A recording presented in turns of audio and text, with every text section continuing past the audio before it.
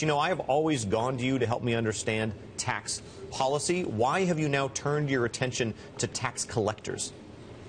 It's almost April 15th, and so everybody's paying attention to the IRS, and it's an agency under an enormous amount of stress. So you've got the general fiscal pressure that Republicans have put on the budget on every agency, and then some really specific pressure that's happened in the past couple of years after the Tea Party controversy in 2013.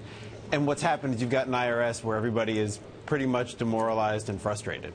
Yeah, I mean, why does exactly? So I'm reading now from the cover of the Bloomberg Businessweek story. I know you don't write the cover, but it does read "The IRS sucks," and what they mean there is that it sucks to work there. What exactly is so difficult about being at the IRS right now?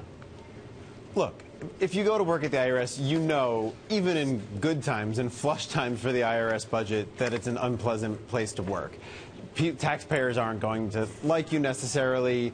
You don't want to always say where you work when you go to parties. But now it's even worse. So the budget constraints have really limited them. We talked to employees who, you know, they lost a secretary in this office in Philadelphia that we visited, so now they're all sharing that job. Employees are calling their kids because they can't get tech support from the IRS. They're calling their kids to figure out how to fix their computers.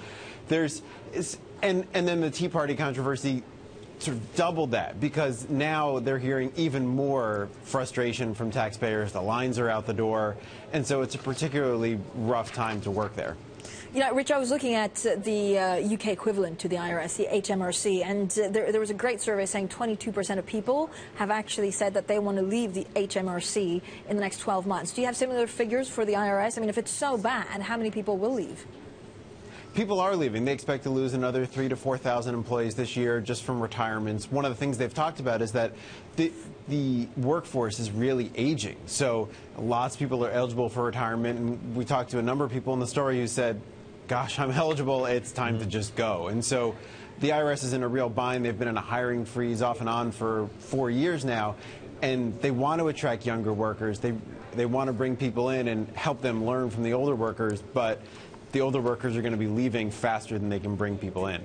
Rich, I'll try to be as apolitical as I can when I ask this question, but when the IRS is underfunded, does it cost us anything?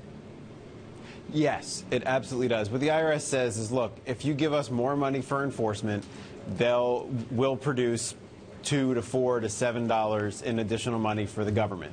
Now, what Republicans say is, look, the IRS is not particularly efficient. We can point to employee time spent on union work, to bonuses paid to people who haven't paid their taxes, rehiring employees who haven't paid their taxes. And so what Republicans say is, look, IRS, you've got to just clean up your act even more than what you've done before we'll give you some more money.